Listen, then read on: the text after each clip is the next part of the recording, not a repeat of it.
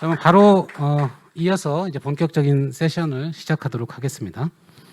첫 번째 금융범죄 예방 세션에서는 디지털 자산을 이용한 금융범죄 동향과 시사점이라는 주제로 이해붕 업비트 투자자보호센터장께서 발제를 하고, 이에 대해 국가수사본부 김종민 경제범죄수사과장님, 법무법인 주원의 정재욱 변호사님, 그리고 멀리 싱가포르에서 온라인으로 참여해 주신 우리 인터폴 강성령 범죄정보관께서 토론을 해주시겠습니다. 본 세션의 좌장은 현재 국가수사본부 범죄수익 몰수 연구회장을 역임하고 계신 연세대학교 사회학과 강정한 교수님께서 맡아주시겠습니다. 좌장님과 발제 및 토론자분들께서는 단상의 자리로 올라와 주시기 바랍니다. 예, 안녕하십니까. 저는 연세대학교 사회학과의 강정한이라고 합니다. 먼저 이제 이런 자리에 사회학자가 오는 게 쉽지 않은데 이렇게 귀한 자리에 초대해 주셔서 저도 배울 수 있는 기회가 돼서 굉장히 감사드립니다. 그러면은 저희가 뭐 발표와 그다음에 이제 발제와 토론을 본격적으로 가능하면 많이 듣는 게 또 좋기 때문에 바로 시작을 하도록 하겠습니다. 이해붕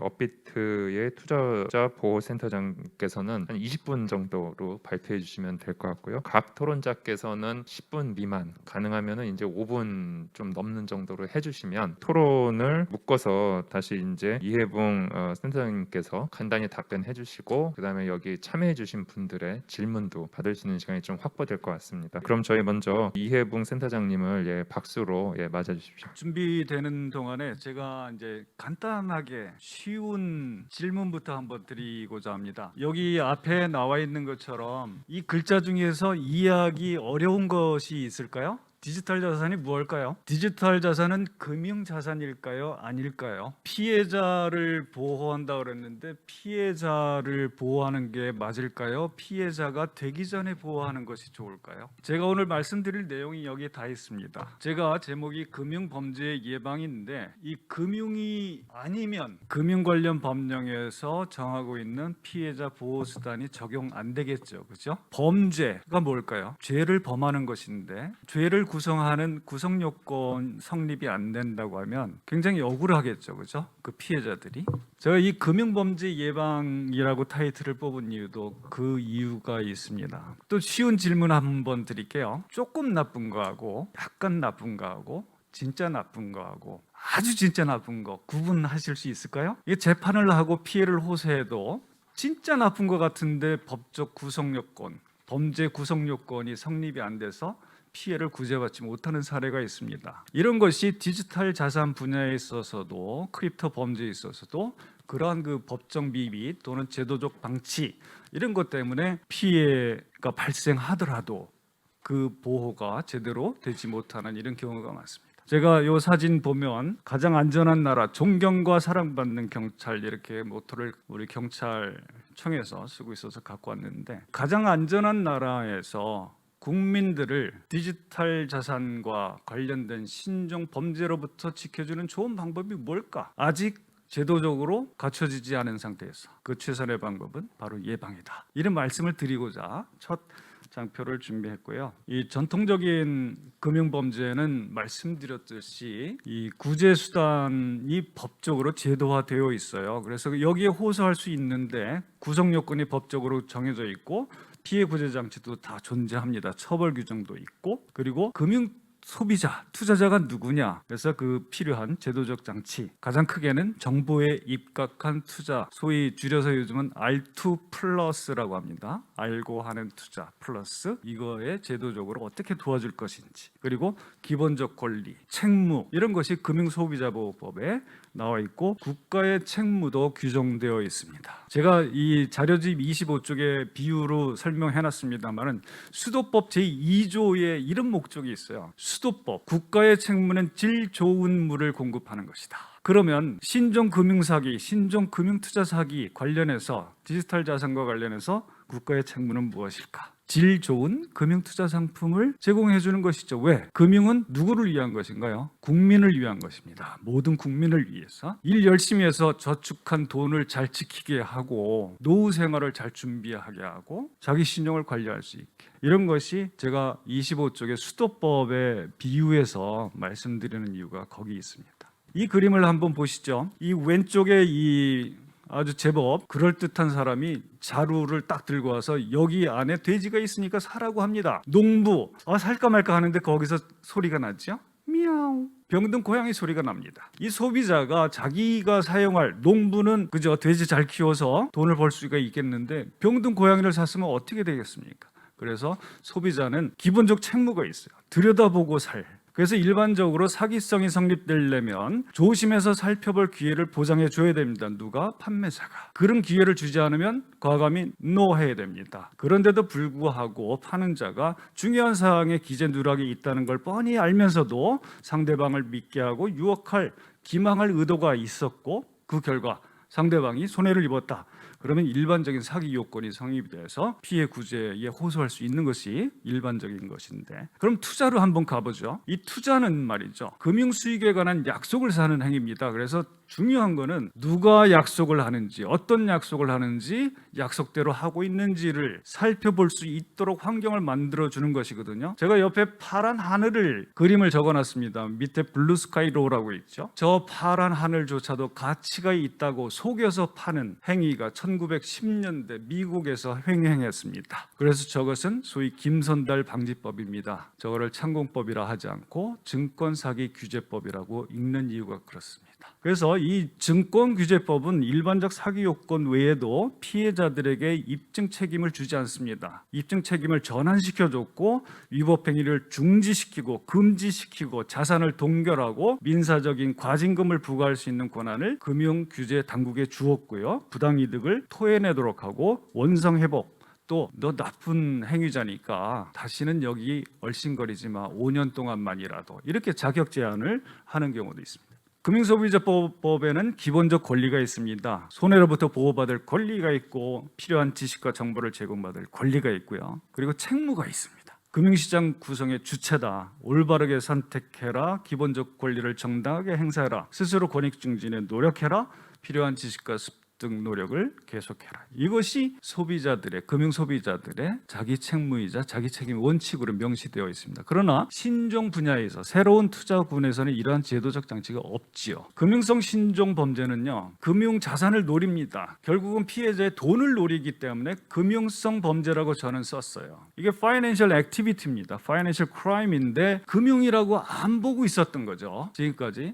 그래서 가상자산 하면 마치 가짜인 듯한 이런 뉘앙스를 주었어요. 사실은 버추얼인데, 버추얼은 컴퓨터 안에서 크립토 기술, 분산원장 기술이 가미된 신종 새로운 자산군입니다. 그래서 디지털 프로퍼티라는, 디지털 재산이라는 개념이 있어요. 그렇게 되고 있는 상황인데 이거를 제도화되지 않고 방치되어 있다 보니까 범죄 수법은 나날이 진화되고요. 한편에는 제가 다음 여기 보여드리겠는데요. 이 왼쪽 사진 보시겠어요? 왼쪽에 요 파란색으로 가려져 있는 분이 누구일까요? 제가 이 사진을 그대로 보여드리면 좀 결례가 될 것 같아서 좀 가려놨는데, 조금 있으면 블루하우스에서 나오실 그분의 사진을 갖다가 코인업 사기를 저지를 때 썼던 겁니다. 이 책자를 만들어서 한 1000부, 얼마 안 들죠? 어떻게 대통령하고 사진을 찍었니? 그랬더니 청와대가 다 양해를 해준 거다. 피차간에 바쁘니까 그림을 합성해도 된다고 얘기했다고 하면서 사기를 쳤지요. 근 2년간 자양되는데도 방치가 됐었습니다.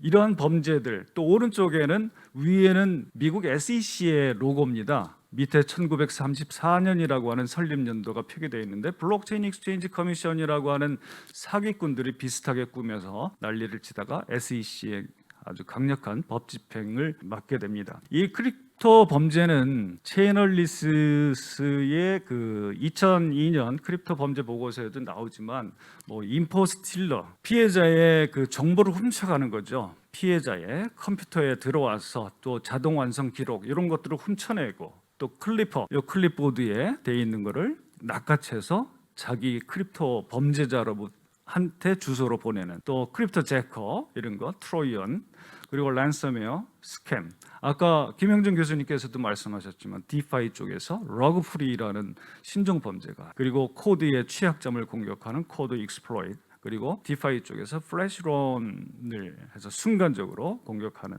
이런 것이 발생해도 구제 수단이 없는 상황이 좀 아쉬운 점이죠. 제가 아주 존경하는 이 경찰청 분들이 만들어 놓은 것이 사이버 범죄 신고 시스템입니다. ECRM인데 여기서는 피해자들이 자기가 어떤 피해를 받았는지 당했는지 알 수 있도록 범죄 유형을 분류해 주었어요. 그중에 가운데 보면 정보통신망 이용 범죄가 있습니다. 우리가 잘 아는 사이버 사기, 사이버 금융 범죄, 피싱, 기타 이용 범죄. 이 크립토 범죄 보고서와 이제 시사점을 한번 말씀드릴게요.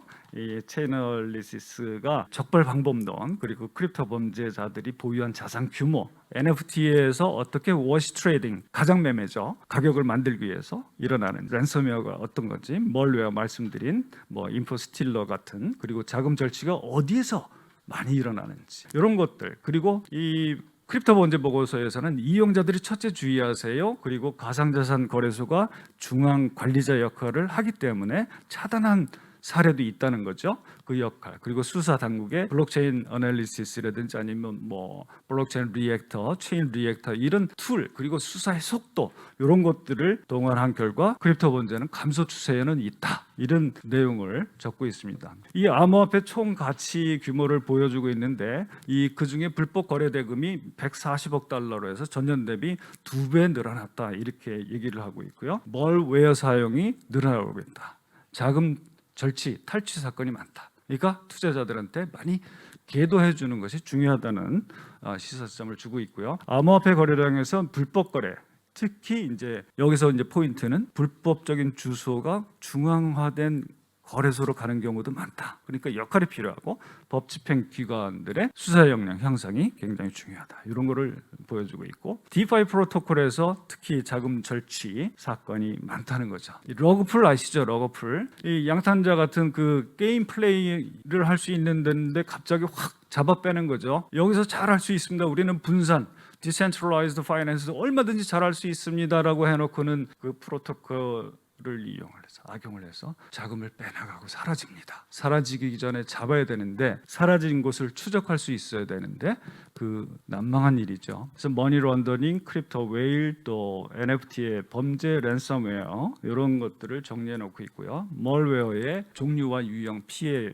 방지 또 피해 사례 요거를 보여주고 있고요. 스캠 쪽 특히 러그풀, 디파이 이렇게 강조를 하고 있습니다. 이 금융성 범죄가 근절되지 못하는 여러 원인이 있겠습니다만 소비자들의 기본적인 책무 권리에 대한 인식 수준이 좀 정도가 차이가 있고요. 계속해서 기법이 진화하고 있다는 겁니다. 어제도 경찰청이 보이스피싱 전화 금융사기 그 보도자료를 발표했어요. 여기서 참으로 제가 존경스럽기도 하고 안타깝기도 한 표현이 있어요. 호소합니다라는 표현이 들어가 있어요. 경찰청 보도자료에. 기법이 나날이 진화합니다. 그러나 경찰, 국가, 정부기관, 금융회사에서 또 가상자산 거래소에서만 할 수가 없습니다. 온 국민들이 그 수법을 진정으로 알아야 예방할 수 있습니다라고 호소하고 있습니다. 그래서 정말 이 오늘 이런 그 학술 세미나를 계기로 해서 이 정말 우리 존경하는 경찰청의 모든 분들 그리고 나가서 학계,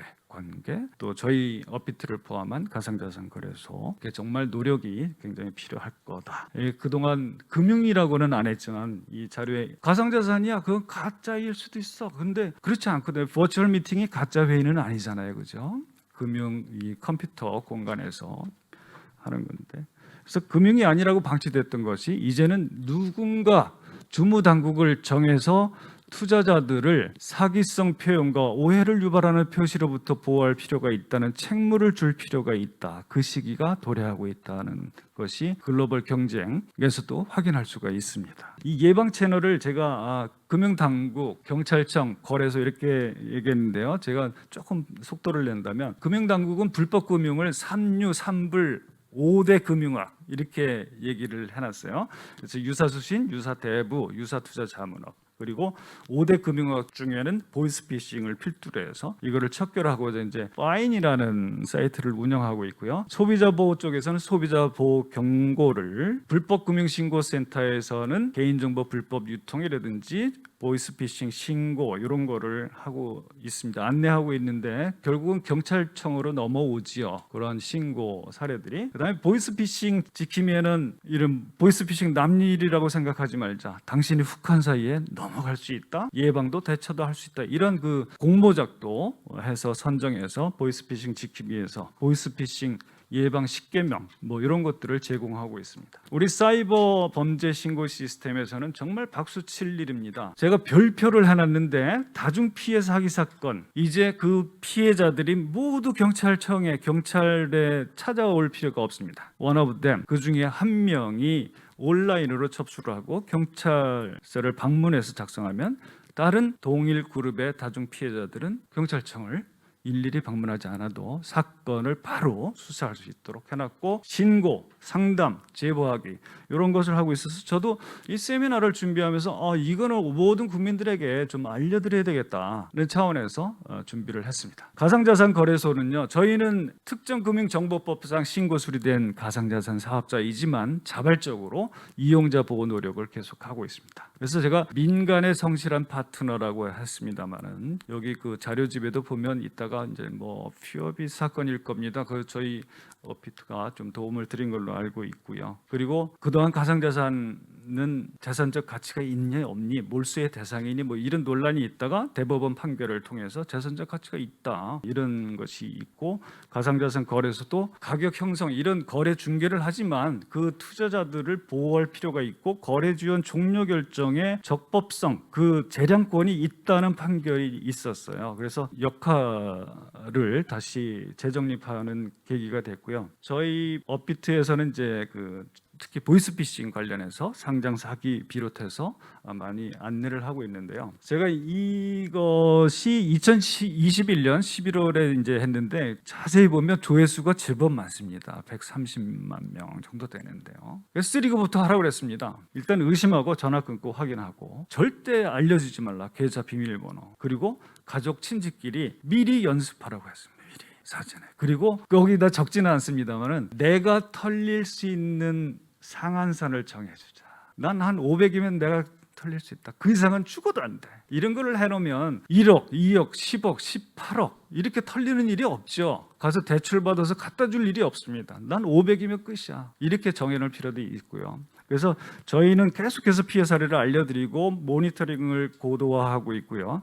그리고 선제적 조치하고 보이스피싱 당한 분들을 우리 가족, 내 부모, 자녀, 친구가 당했다고 생각하고 하겠다는 것을 내세우고 있고요. 그 예가 있습니다. 저희가 AI FDS 시스템을 운영을 시작했어요. 2021년 11월부터 이 효과가 있습니다. 이상 입출금 이후의 패턴을 그 데이터를 반영을 하고 데이터를 피해 사례, 금융정보, 패턴, 인사이트 이런 거를 전처리 과정에 반영을 하고 데이터를 분석시키고 머신을 학습시킵니다. 그렇게 하면 AI FDS가 실시간으로 모니터링하고 이상입출금을 감지해서 알려줍니다. TF팀에게. 그럼 이 TF팀이 2차 분석을 해가지고 정말 그런지 이렇게 해서 분석을 하게 됩니다. 이 AI FDS 시스템이 이제 비주얼라이제이션이죠. 이렇게 보여줍니다. 지금 어떻게 이렇게 사람이 할 수 없는 게 기계지 않습니까? 이거를 시각해 주면은 이제 대신 정상권도 반영하면 신뢰성이 떨어지지 않습니까? 저희는 1000대 1 정도 전체 건 중에 의심건이 하나 미만으로 나올 수 있는 확률로 시스템을 구축을 하고 있고요. 사건이 또 사례가 발생하면 다시 또 고도화시키고 있습니다. 그래서 성과가 있습니다. 뭐 아직은 미미합니다만은 저희가 노력하고 있다는 모습을 보여드리기 위해서 말씀드리는 건데 심스와핑 사례는 저희가 피해 사례 0을 유지하고 있습니다. 11건 모두를 차단했고요. 6건은 24시간 보이스피싱 콜센터로 들어온 거를 저희가 해서 했고 5건은 AIFD에서 이렇게 차단하는 성과를 거두고 있습니다. 이에 비해서 일부 시스템이 마련되지 않은 곳에서는 심스와핑이 큰 피해 사례가 발생한 경우가 있습니다. 예방 효율화 방안인데요. 제가 다 말씀드렸습니다. 제도적 뒷받침이 필요합니다. 우리 경찰청에서도 신종 기법에 대적할 만한 수사 역량을 갖추기 위해서 제도적으로 또 예산상의 이런 뒷받침이 될 필요가 있다고 저는 생각을 하고요. 물론 잘 하고 계시지요. 그리고 제도적으로 제가 2가지입니다. 디지털 자산 규제 기본법 이거는 투자자 보호를 위한 것입니다. 제가 모두의 디지털 자산이 금융인가라는 질문을 던졌는데 금융성 투자 행위가 분명하지요. 그렇다고 하면 국민 소비 생활에 침투해 있는 이런 금융 투자 소비 생활을 보호를 해줘야 됩니다. 그래서 기본법이 필요하다는 것이죠. 그리고 전기통신 피해 환급 특별법이 있습니다. 이 보이스피싱 방지법인데 여기에서도 디지털 자산을 적용시켜야 되고 가상자산 거래소가 임시 조치, 지급 정지 조치, 자산 동결 그리고 피해금. 그동안 이 보이스피싱 쪽에서는 자금이라는 용어를 썼는데요. 자금에 가상자산은 안 들어가잖아요. 지금 제도상으로. 그러면 들어갈 수 있게 뒷받침을 해줘야 된다는 것이죠. 그런 말씀을 드리고 이 소비자들의 인식 제고가 어제 4월 26일자 경찰청 보도자료에서 호소하고 있듯이 어느 한 기관에 정부기관 혼자서 할 수 없습니다. 그래서 정보 제공도 중요하지만 정보 공유가 정말 경찰청 보도자료처럼 중요하다. 이런 말씀을 드리고요. 예방할 수 있다. 국제적인 공조 더 이상 방치하지 않고 또 소비자들의 인식도 높인다면 충분히 예방할 수 있다. 이런 말씀을 드리고요. 이 정도로 마무리하겠습니다. 고맙습니다.